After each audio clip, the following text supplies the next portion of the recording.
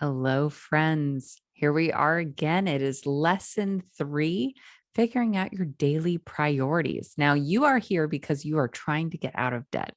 You're trying to pay off the people that you owe, pay off the companies you owe, take your money back, actually use it for what you want to use it for. So let's do that. Let's get to where you want to be. In order to do that, you're going to know your daily priorities. You're going to need to know what is guiding your daily decisions. All right, before you start this lesson, you should have a few things. You should have your budget Google Sheet started with a review of last month's spending, this month's plan, and the start of this month's tracking. You should also have an agreement on what you'll spend in your fun money category. Okay, let's do it. Now that you've started budgeting, we kind of need to talk. We need to talk about priorities. So there are 3 types of financial priorities, 3 types. There's your long-term priorities, your monthly priorities, and your daily priorities. Now, I'm sure right now I sound a little bit like your parents. Where are your priorities? What are you prioritizing in your life? Well, you're taking this course because right now you're prioritizing your finances. So let's translate that into your long-term priorities, your monthly priorities, and how you think about your daily priorities. This is a different way of doing things. This is different than most people when they start to pay off their debt. And you have to do different things if you're going to have a different life. So, all right, let's get into long-term priorities. You are already familiar with these. This is your long-term priorities help you decide what your next goal is and how to tackle it. So, examples of your long-term priorities: paying off debt or one debt at a time, saving for a down payment on a home, saving for college, creating and funding your sinking funds. We'll get into what those are later. Investing for your future. All of these are long-term priorities. We talked about your long-term priorities when you created your vision. We just didn't call it that. So those are your long-term priorities. That is what you're gearing toward. Long-term priorities are all around or captured in Savor Street Steps to Financial Freedom. So those are long-term financial priorities. Now, a lot of people will have multiple long-term financial priorities. The key to making progress on those priorities is to prioritize. I feel like Webster's dictionary would not like me right now, but to prioritize and rank your long-term priorities. We did this when we learned the steps to financial freedom. This is a way to rank your financial priorities. So here's just a catch up if you don't remember what they are. 0 is catch up on essential bills. 1 is to save up your $2,000 starter emergency fund. 2 is to pay off all consumer debt using a debt payoff method. 3 is to save up a 4 to 6 month emergency fund. 4 is save 20% of your income for retirement. 5, which is optional, is to save for your kids' college education. 6 is to pay off your home. That's also optional. And 7 is to be incredibly generous while living within your means. These are examples of long-term priorities. Now, you might also have other long-term financial priorities like save for down payment on a home, visit my kids, fund a vacation, things like that. Those are long-term priorities. Monthly priorities step you quickly to your next long-term priority. So monthly priorities are something like monthly goals, what you are really going toward with your long-term priorities. You know what? Let's just go into an example. Each month, you should fill out a new budget. That budget, as we reviewed in the last lesson, that budget has categories for income, essential expenses, and fun money. What do you think you should prioritize in that monthly budget? So you have your long-term priorities, you know what you're going toward. Well, if you are budgeting the way that you need to be in order to get out of debt, then what you're prioritizing in your monthly budget is your next long-term goal. It's that next step on the Savor Street Steps to Financial Security. So your priority is to take your bottom line, to maximize your bottom line or maximize your bill payoff or maximize whatever your step is. So in that review, decide, review, you are reviewing your decisions against your next long-term goal, your next long-term priority. So looking at your monthly priority, a lot of times, sometimes it matches your long-term priority. It's that step into your long-term priority. Now, you might not be able to step all at once, but it's a step into your long-term priority. So using the bottom line budgeting method, you're using every remaining dollar to throw to your next long-term goal. But how do you make that number go up? It really depends. It really depends. And we're talking practical here. We are getting super into the practical. If your income is low, focus on increasing your income. Okay. And bring this to a group coaching session if this needs to be your monthly priority. I also give you full permission if your income is low, and you'll know it looking at your budget. If your income is low, I give you full permission to skip ahead to the next lessons that are all about side jobs or side hustles. Go to those lessons and dive in deep before you do anything else. If your income is low, your focus should be on increasing your income. Okay. If your essential expenses are super high, find every opportunity to bring them down. We dive in deep in some of the other lessons, but this is also a topic to bring to a group coaching session. If your fun money, this is going to be hard to swallow. This is something that really hurts people. Okay. But it won't harm you. It just hurts a little bit. If your fun money is more than 5% of your income while you're in debt, then you need to look at that very closely, because where you're spending your money is telling you what you're prioritizing. If you take home $5,000 per month, then 5% is $250. Do the math, keep it low, and throw everything you can at your next long-term priority.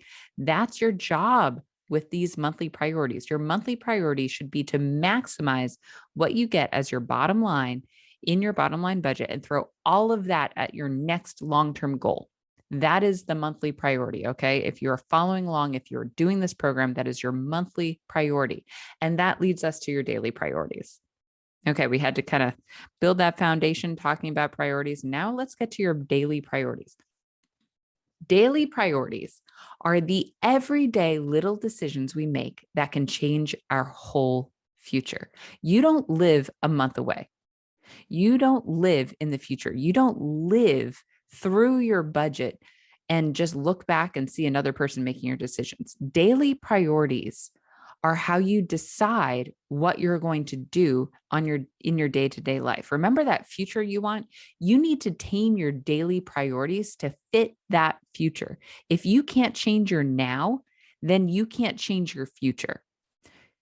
Your life won't change until you change your life. So look at your monthly budget. What daily decisions do you need to change to fit the budget you created? Now, there's this whole big thing on the internet about don't say no to treating yourself. You deserve that latte. You deserve that avocado toast. It's not cool to talk about this, but we're going to do some quick calculations. Stay with me here. This may or may not apply to you, but it probably applies to something in your expenses.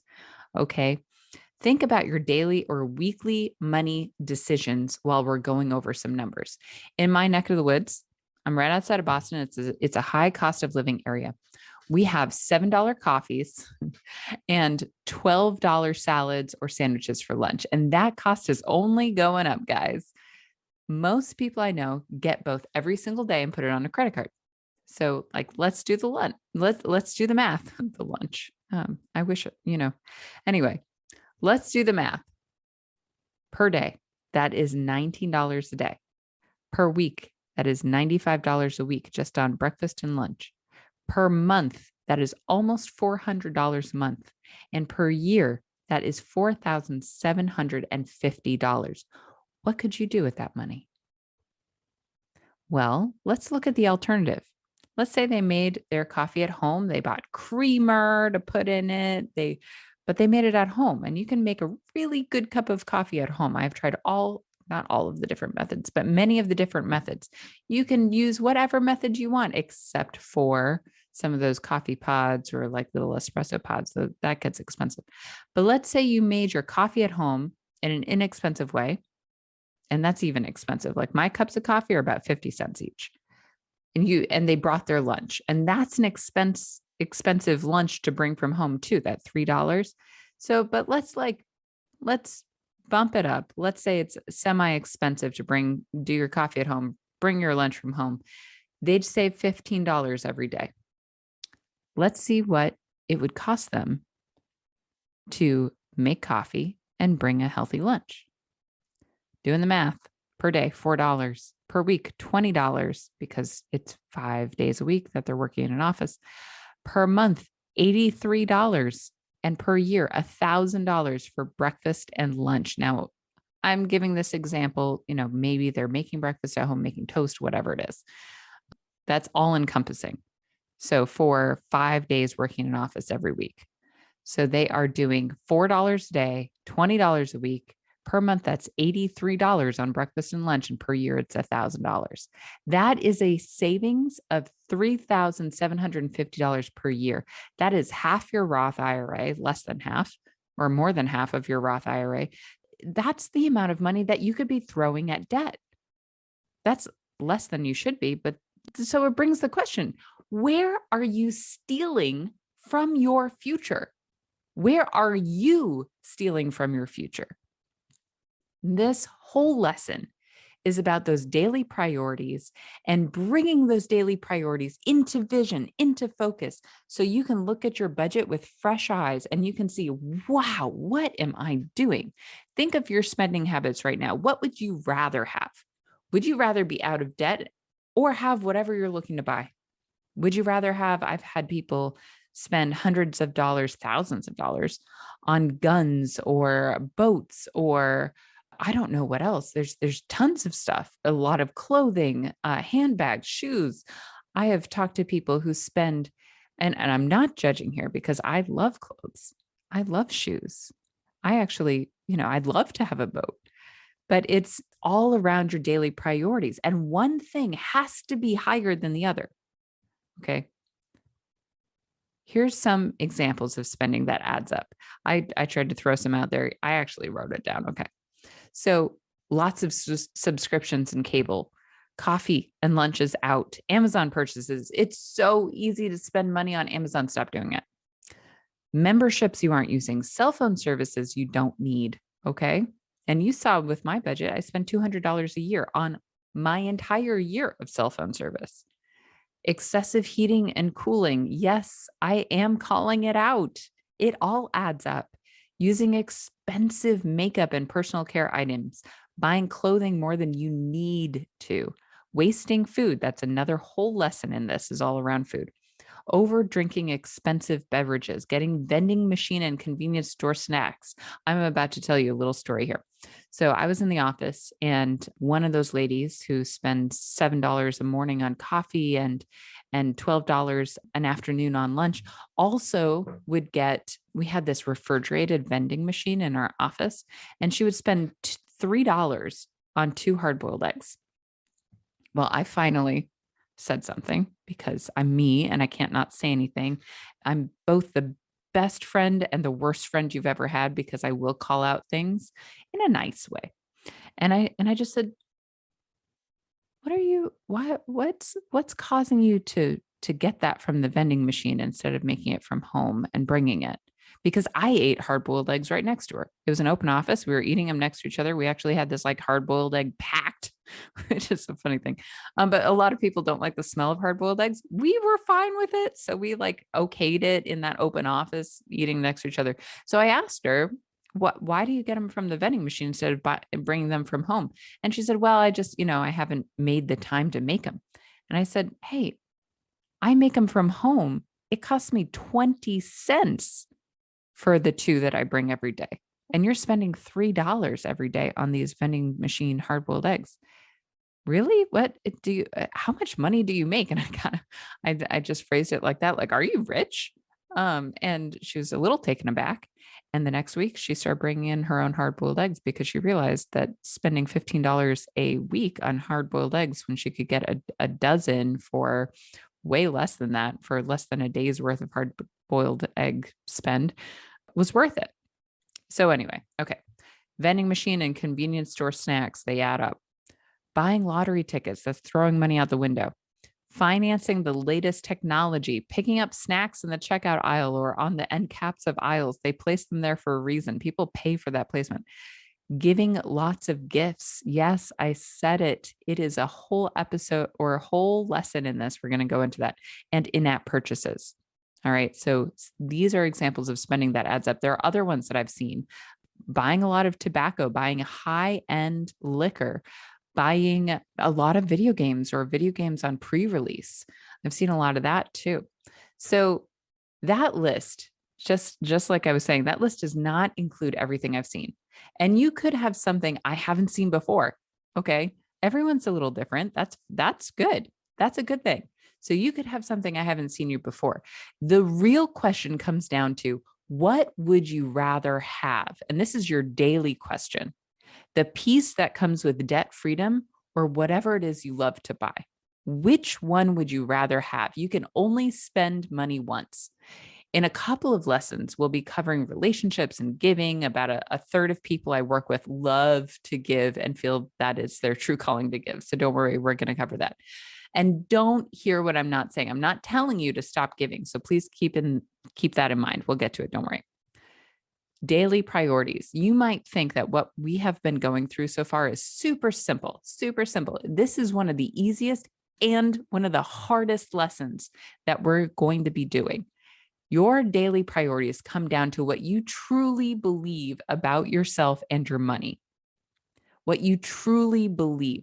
So in that, after this lesson, we have a values exercise. Now, I could have done it here, but it's kind of awkward going through these exercises and pausing because I don't know how long people are going to take. And so these videos aren't interactive.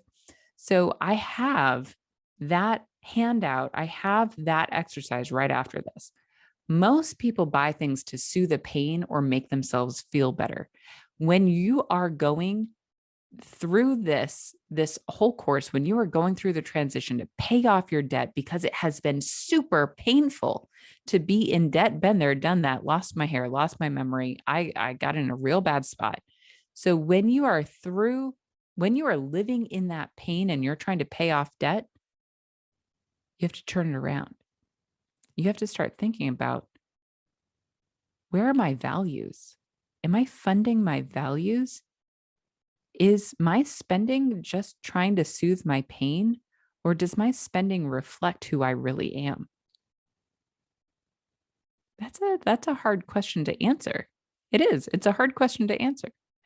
So go through that exercise and you'll be asking yourself this question. What are you spending your money on and why? Your daily spending decisions reflect your values and beliefs, okay? They do for all of us. And right now, or previously, a lot of people I talked to, their resounding belief is, I'm in pain and I just want to get out of it. Or their resounding belief is I deserve nice things. And guess what? You do, but you have to pay off the nice things you already have first and stop using somebody else's money to pay for it. Or a resounding belief is, I'm never going to get out of debt. Well, I'm here to tell you, you will. You can. Keep pushing forward. Keep pushing forward. We're going to get to motivation in a little bit here, but right now, and we're bite-sizing this for a reason, so it's easier to get through. So please do your homework. Part of your homework this lesson is to reflect on your values and beliefs and see how they're fueling your spending habits. Only you can draw the right conclusion for yourself. Feel free to bring any questions to our group coaching sessions, because that's a hard one to get through. So here's what we covered. Building long-term priorities. You know those are the Savor Street steps to financial freedom. Prioritizing your bottom line. That's your monthly priority, is to put as much into your long-term priorities as possible. And then the third thing we covered was making daily value-based decisions. So you'll see that in your homework. Here's your homework. And you need to do this before you get to the next lesson. Okay. Make a list of your long-term priorities. Now, put a number rank to each. Be ruthless. All right. Nobody's grading you on this. What are your long-term priorities and rank them? That ranking is the ranking of how you're going to focus on them. Okay. Number 2, decide how much you want to spend as a percentage between your essential expenses and your fun money. This is kind of building on last lesson. Okay. You put a number to your fun money. Now it's time to look at that and ask yourself, what would you rather spend money on? How much would you like to throw towards your next long-term priority? All right. And as a number 3 here in your homework, as you go through your days, ask yourself if each purchase is helping you achieve your priorities or not. What are you giving up to buy this? Is it getting you to where you want to be? And here's the 4th one. Download the value-based spending worksheet and work through it. Identify your top 3 values and how they're reflected in your spending habits. Now, this lesson is about ruthlessly prioritizing your future. That is not to say I'm telling you not to give or prioritize other people. This is just about ruthlessly prioritizing your future. We go from long-term financial priorities to monthly priorities to daily decisions. Every decision should reflect your priorities. Let's make it count. Let's make every day count. All right. Before you start the next lesson, you should have your numbered long-term priorities. Okay. And it's okay if it looks just like the Save Your Street Steps to Financial Security. You should also have your target bottom line amount for this month and next month. How much are you going to have on your bottom line? Now, I know this is different than some of the other budgeting methods out there. Some of them say give every dollar a name. You are. Okay, with that bottom line amount, you're saying that is what I have left over. That is what I'm going to put toward my goals. The whole game here is to maximize that number so that you have a lot to put towards your goals. Okay. Number 3, a change in how you're spending your money. I want to see that. I want to see that before the next lesson. I want to see that happening in these group coaching sessions. And also, you should have your top 3 values. All right. I will see you in the next lesson. The next lesson is about tracking your budget. We get hardcore into it, tracking your budget. Let's do it. I'll see you then.